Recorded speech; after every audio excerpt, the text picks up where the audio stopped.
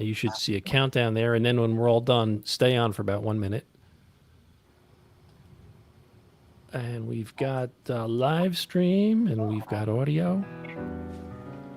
And take it away, Peter. Welcome, everybody, to 914 Wired. This is our third show since we were kicked off the air when VOX went off the air. And today we have Ken Jenkins. Everybody in Westchester know who Ken Jenkins is. And if you don't know who he is, when George Latimer retires or moves on because he's term limited, I'm guessing Ken Jenkins will probably be our most likely next county executive. How's that for an introduction, Ken?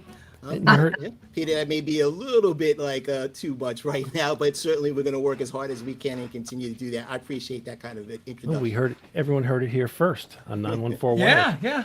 So here's our first question has to do with the Board of Legislators, which you have daily interactions with the Board of Legislators. It sounds like it's becoming like a southern county with all of these strange things going on.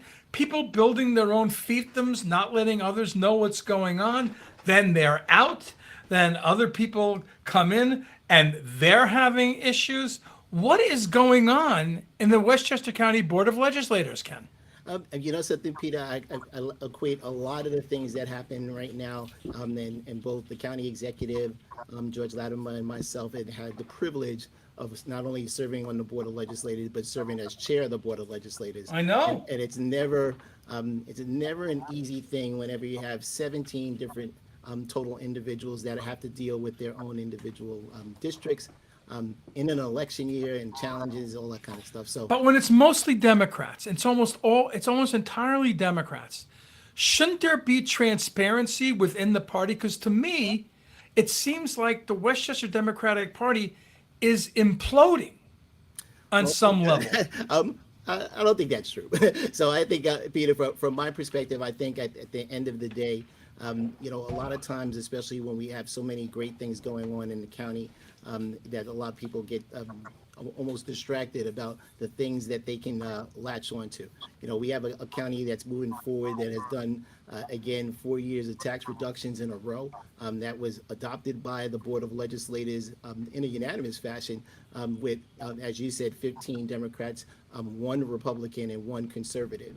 That we're working together to do things on. We continue to invest millions of dollars in infrastructure around the county, trying to deal with global climate change, and whether or not that's on the flooding that happens, because on any parkway that has a body of water in its name, it's going to flood. We have the Bronx River Reservation, and certainly we have to deal with things of that nature. And when we have all of these 100-year floods or 100-year storms that happen every year now, we have to do things differently. So maybe they should be called 100-day storms. But we or you know what? Maybe the answer is just name the parkway, rename the parkways after something else. Well, I don't think that'll work for us, Charlie. Especially Ann Hutchinson might get upset about that particular thing. For the Hutchinson, I asked her about that. She's ashamed to have her name associated with something that floods. But my initial premise about it almost seems like they're imploding. I mean, 20 years ago, Mike Lawler would never, we ran for Congress, not for County Board of Legislators, would never have been elected in Westchester County. And yet, here he is on his first term. Something has changed within the party. It's hard to argue that. Again, that's a good example, Peter, that when you have a district that includes Westchester, Putnam, and Rockland County, the Democrat, Sean Patrick Maloney, won 58.5% of the vote in Westchester County. So that wasn't a thing here in Westchester. We continue to work hard across the board, by the way. And during the summer session, and again, they're in political season downstairs on the Board of Legislators, up on the 9th floor here in the county office building. So the Board of Legislators are in their political season right now. Maybe 5 of them have Republican opponents, and they got to do their work. But again, the work is going on at such a level that people again start not paying attention to that, and they're working on what would be political issues versus the work that gets done at the county board of legislators in Westchester County. So we're going to continue to do that. There's not an implosion going on. Chairman Gashi and now Chairman Gashi and now Majority Leader Jose Alvarado and Majority Whip Tyree Woodson Samuels are trying to make sure that we're continuing to do the work. To the credit of all of them, Minority Leader Kunzio, Margaret Kunzio, and I guess Minority Whip James Nolan on that side continue to focus on the issues of making sure we're spending money on infrastructure, making sure that we're taking care of the people of Westchester County, making sure that we had free buses throughout the summer. We had the privilege of having Bronx Borough President Vanessa Gibson with us today for our weekly briefing.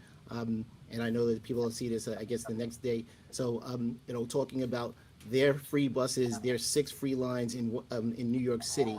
The number 12 bus in the Bronx is going to be that line in the Bronx. We did that in Westchester County, and we've done that for the last 2 years, and we're going to look at trying to do that again in the holiday season to be able to give people in Westchester a bit of a break, but also to deal with our environmental concerns to try to take some cars off the road and that kind of thing. So we're working as hard as we Ardina, can. I know Go, Ardina yeah, wants to Ardina talk. has something. Go ahead, Ardina. I'm sorry.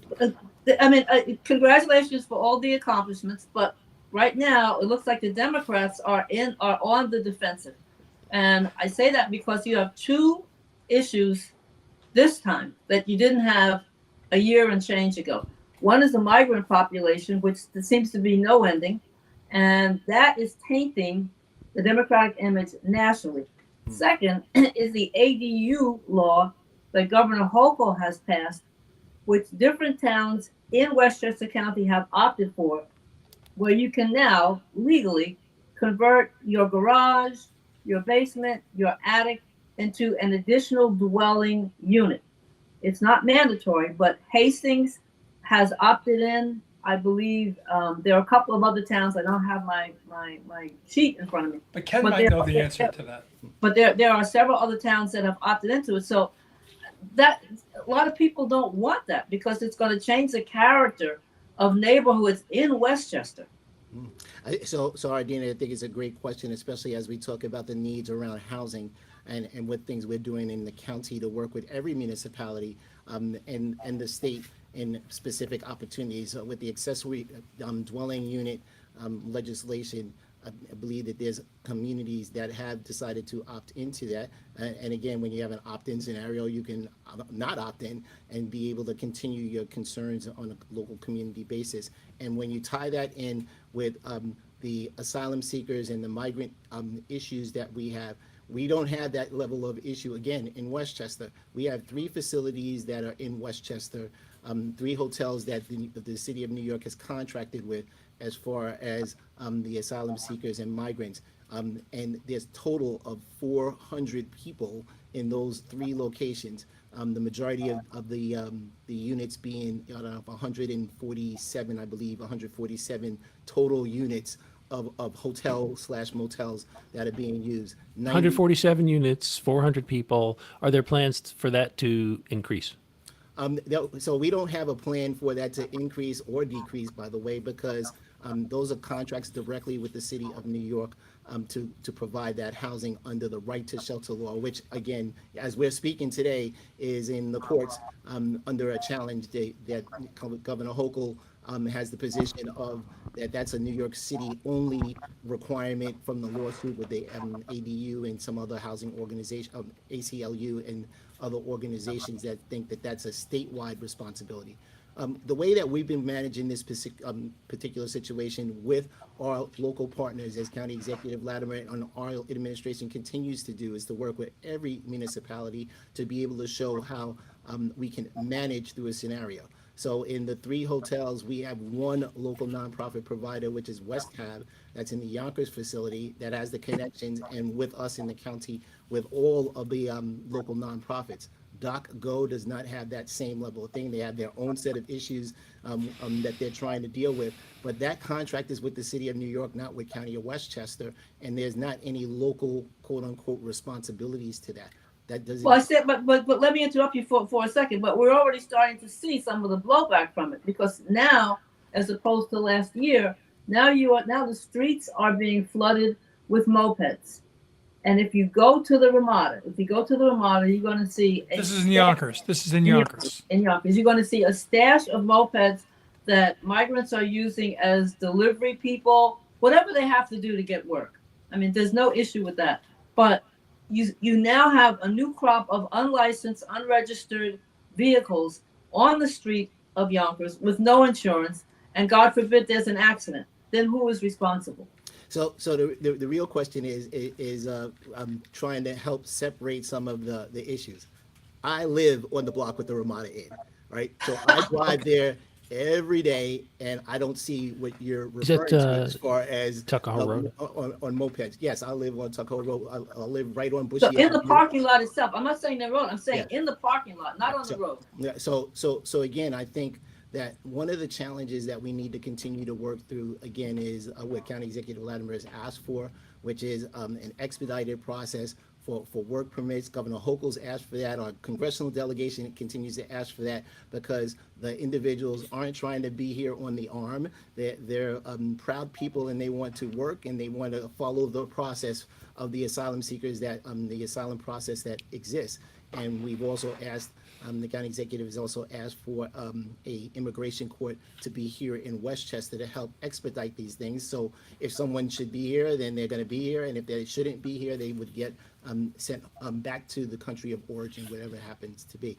But yeah, again, how we manage through that, someone said to me that we are a nation of immigrants, and how we're able to manage this humanitarian crisis and try to deal with that, to your point, Ardina, is the difference of how we feel, at least in Westchester County, how we've been able to operate. And again, that's across the board. That's not in the political spectrum, that we work with Democrats, Republicans, non-independents, whatever, in all the local municipalities, to be able to communicate as best as we can what information is happening, and then work with our nonprofit partners to provide the services that are necessary, because we're able to do that in Westchester County. Again, right now, it's not an expense, because that was the question that Peter asked about, is there an expense to the county? At this point in time, that answer is no. There's not an additional expense, but now we're working with New York City to try to manage through that process, because there's not an expectation that New York City is going to be contracting with any additional hotels here. You see that they've been doing things with the federal government for thousands of people, whether that's at Rikers Island, Rikers Island, the fields at Rikers Island, not the facility. Floyd Bennett Field, they just Randall's Island and Floyd Bennett Field. right. So again, this is a management issue, and again, how do we manage through this? At least in Westchester, is we have open dialogue, open communication with everyone as best as we can, and then we can manage through scenarios like the one, Ardina, that you brought up, that said, hey, there's a group of people there that have mopeds. I know that there's been folks with bicycles, and I know that little hill where the Ramada Inn is. I don't think I could get up that hill even with a good bike for myself. That hill is wicked. That It hill. is a wicked hill, and being able to do that. But again, partnering with the city of Yonkers, with all of the people in the city of Yonkers, with Mayor Mike Spano and his team, and having a communication with Mayor Tom Roach and Mayor Nancy Kabulian in Ardsley, that we have that open communications, and that's how your county government works, is that we don't run away from problems and say, hey, how do we can't do anything about this. This isn't our problem. It's a federal problem, and these folks need to get their act together in Washington on a bipartisan basis to start to address these concerns. We're like, hey, what can we do together? So yes, we're going to continue to work with those folks. But Charlie, I saw you had your hand up. Yeah, so that's we appreciate you stepping us through the. Charlie, can we see you and not just your hand, please? You can see me on Okay. on YouTube Live, not on this monitor. Okay. So switching gears, that's a big issue, big social implications. You're grappling with it, and we appreciate the candor. There is a hyper local issue that's kind of driving people a little bit crazy. Memorial Field in Mount Vernon. The stadium at Memorial Field is multiple things. It's a skate park. It's a track. It's a football field. It stands. So it's multiple facilities in one. And this is to the best of my understanding from what I've been able to gather and glean, there is a track that has community hours. You can run on the track during those hours, no permit required, just show up and run. The field, which is obviously on the interior of the track, is a different facility with a different set of rules requiring a different level of access control requiring a permit. So if you go to exercise and you run around the track, but then you walk onto the field, you're trespassing. And people are being asked to leave the field And the because police, and the police are there. well, I Sometimes. don't know that there's been police activity, but it's Well, that's what our previous guest said, that there was police there. I don't know. It's an issue.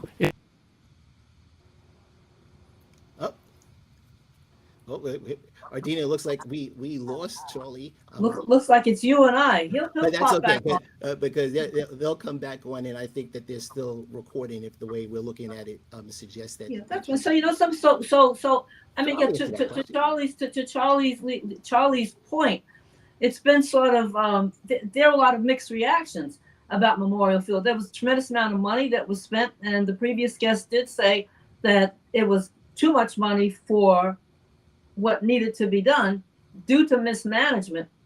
And now only a few people are able to use the facility. So I'll let you react to that. Yep. And Oh, we're I back. know. We're back. It's hard to believe, but something in technology didn't work perfectly. Well, Charlie, I think we got the question, and Ardina picked it up because she was there on the with your previous guest. Thank you. So here's the scenario. The scenario is Memorial Field belongs to the city of Mount Vernon.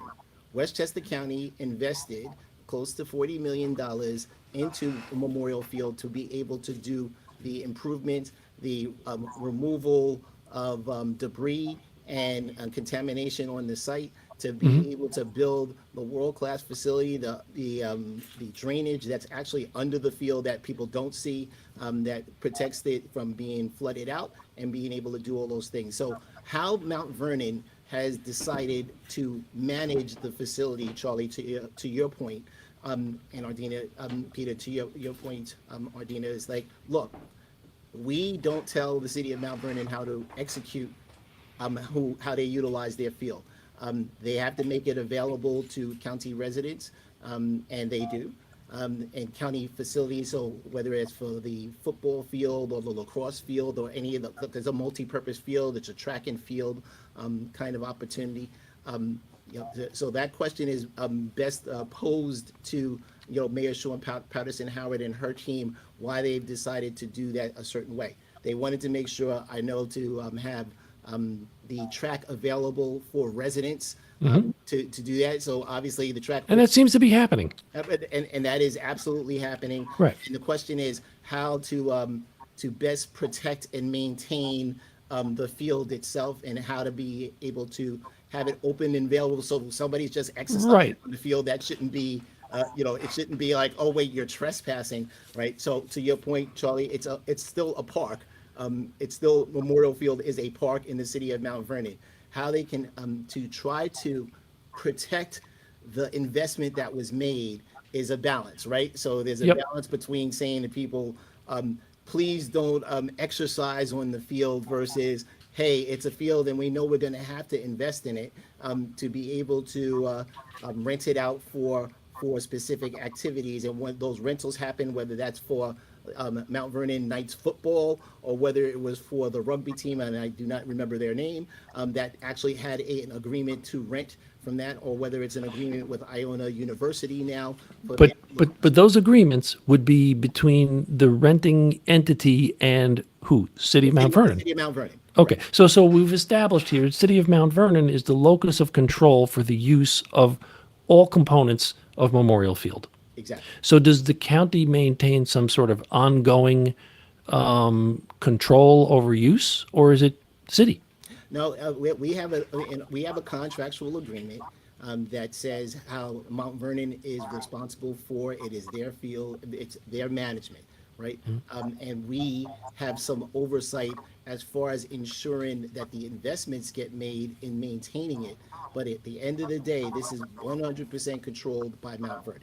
So yes, we have some financial ties to ensure that after spending $40 million of Westchester County taxpayers' money on the jewel of Mount Vernon, as the mayor likes to say, the entrance way when people come up the hutch to see Westchester and Mount Vernon, that investment gets made. And so far, Charlie, except for what you're bringing up right now, that sounds like very specific kind of actions that have taken place where someone would maybe be pressing to utilize the field without speaking to, I guess, the city of Mount Vernon and their Department of Recreation is, I guess, who's managing that particular thing. And I forget the new commissioner's name. It's my apologies for Commissioner, to be able to deal with how do you have residents just like roll around on the field, right? You know, that kind of thing.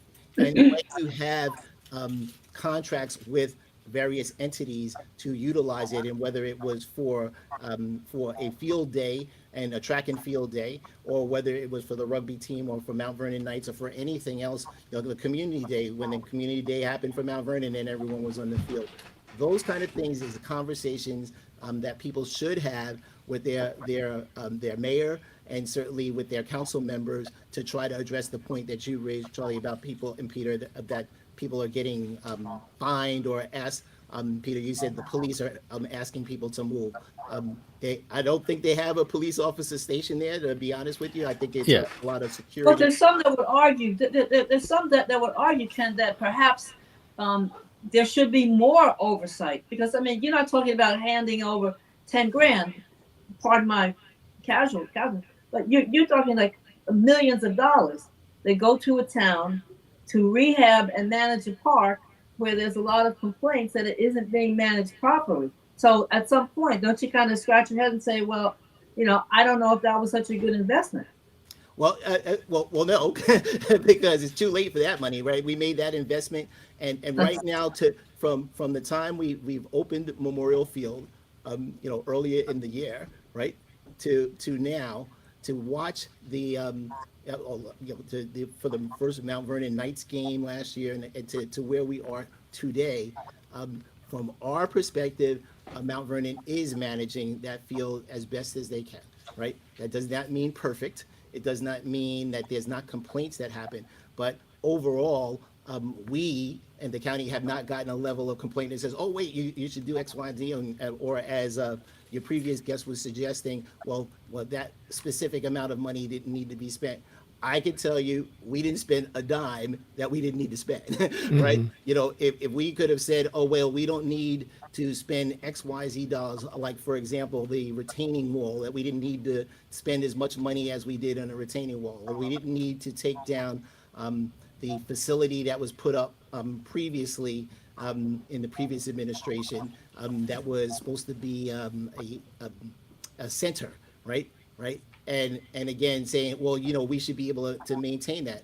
I can tell you, my professionals in our Department of Public Works and Transportation said, no, that needs to come down, right? Yeah, I believe you. And you know what? If anybody hasn't seen it, listening to this, I would encourage you to go check out the stadium at Memorial Field. I call it Memorial Field, but it's called the Stadium at Memorial Field. It's a magnificent facility. I mean, it is like very impressive situation. Whatever. There's always going to be somebody criticizing how much it cost and how long it took, and maybe those are, legitimate beefs. But I can tell you, the finished product is crazy impressive. 50 years ago, when I was, or maybe a little more than 50 years ago, my dad wouldn't go on a list to get New York Giant tickets, but he certainly took us to see the Westchester Bulls. Ken, I'm sure you remember this. Ardina, I'm sure you remember this because you're in my age group. At least Ardina is. Ken, I think you're younger. But I remember Chuck Mersine, who played for the Giants for years, also played for the Westchester Bulls. So where'd they play? Memorial Field. Oh, I didn't realize that. They had working bathrooms. They had concessions. They had night lights because the games were played at night. Yeah. I mean, it was to see it diminish the way it was allowed to. But it's back. It's back because there's a Jumbotron There's the football field is magnificent. The running track is first class, and they've got this skate park on the, I guess it would be the west corner. It's right along Sanford Boulevard there, and there's people out there all the time. It's constantly So being it's used. worth the money just on Yeah. that basis. It's beautiful design. It's impressive looking. I mean, it's beyond where it was before, in my opinion. It's just very impressive. But no And- Westchester and Bulls. for the people of Mount Vernon, and again, both as a particular part of residence for me, when we moved from the Bronx to Mount Vernon on Magnolia Avenue when I was about 16 years old. So I continued to go to school in the city at Fordham Prep. Right, but my brother went to Mount Vernon High School, and to watch Memorial Field, I used to walk down and get around to walking down on Sanford Boulevard to go to my then girlfriend's house on Exton Avenue in the Bronx. Debbie and I have been married for 42 years now. So, at the end of the day, right, to see the renaissance because of the investment. And again, it's talking from Mount Vernon's perspective, and I look at it this way, and certainly, George Latimer, who grew up in Mount Vernon, says the same thing, right, on South 14th. He's like, you look at that and said, this investment in the people of Mount Vernon to build back up a stadium, no matter what it costs. When we first did this job, and I was on the Board of Legislators, and we voted for this thing in 2007, right? In 2007, with Clinton Young, and actually by that time it was Lyndon Williams and I that voted on that. It was like one of the first votes that Lyndon cast when we came in. So now Judge Williams, I apologize, Judge, that now seeing that investment, where the county's investment was $9.7 million, by the way, because we had a $10 million bond cap, so we did as much as we could at that particular point in time. And if the estimate was $13.5 million in 2007. So when we build it in 21, or we go to build it in 20, right? You look at it and see, wait, how come the costs have escalated? Well, yeah, there was a lot more things that had to happen. We had to do something that we did not have initially in the initial plan, which was about the stadium itself, where the stands were, the Mean Joe Green stands that needed to be renovated, but they weren't planned to tear them down, and the asbestos removal that wasn't done properly, and all that was done by previous the previous guests and previous administration, and that all has to get factored into the $40 million that was spent. So a $13 million project became a $40 million project, and it took a bunch of years. I'm willing to three different administrations, three different mayoral administrations. three different mayoral administrations, two different. It was at the end of Andy Spano, so I'll even say three different county executive administrations. But it said it needed to have an investment. And by the way, at the end of the day, it was, you know what, Mount Vernon, let the county do this work and let's get it done. And we're going to turn the keys back over to you when it does. The skate park that you mentioned was the result of a listening sessions that we had at the Graham School when people came out, and we did a thing with the architects, which was Woodard and Curran, and said, Mount Vernon, tell us what you think about the idea. And at that meeting was when the skate park was talked about, and said, hey, we'd love to do a skate park. And Assemblyman Gary Pretlow had already allocated some money to be able to get that done. Right? It was a great idea. It's a great idea, and it really gave the entire facility, the entire campus, something it didn't have before, that doesn't exist anyplace else in Mount Vernon that I know of. I think there's a skate park near City Park in New Rochelle, but that's the closest one. There's nothing like it, and it brings in a different group of people, and it's a magnificent thing. I mean, if I wasn't afraid of falling down, I'd try it myself. Well, the Wedding Knockers is the Chiarellas and the folks did a when I was a county legislator, there was a petition that the kids did in Yonkers to have that skate park. So by Murray, the one at City Park, Charlie, I'm familiar with that one as well, but it's not as really as exquisite. This thing is intense. Yonkers, and definitely not the one that is in the city of Mount Vernon. I was watching the the designers do their tricks on that thing, and I was like, what the heck? I'm like, doing in the little circle. Oh, yeah. I don't know It's what like they call it. it's like Tony Hawk level stuff. It Ardina, is. we gotta wrap up pretty soon. Did you have something else, Ardina? Just a quickie. You spent $40 million on that. What's the return on that? The return is the investment in the people of Mount Vernon. Westchester County has a social services facility, 2 social services facilities, the social services building, a probation building. At the end of Mount Vernon, we have our workforce investment board. We can't invest just in the things that are support services. But we felt strongly, and certainly, County Executive Latimer, myself, and all of our team felt that we should invest in something on the benefit for the people of Mount Vernon. Investing in a park never has a rate of return, including Playland, which is a park as well. So we wanted to make sure to invest for the people of Mount Vernon. We did not want to skimp on it, and that's why we spent every dime we needed to spend on it. And the scoreboard is a good example of that, because at the time when we were doing it was right around the pandemic happening, and Iona, then college, Seamus Carey, who's the president of Iona College, was having a deal with Mount Vernon to have their national Division I lacrosse program start, and they were like, "Well, we'll put in the scoreboard, right?" So One last question, Ken.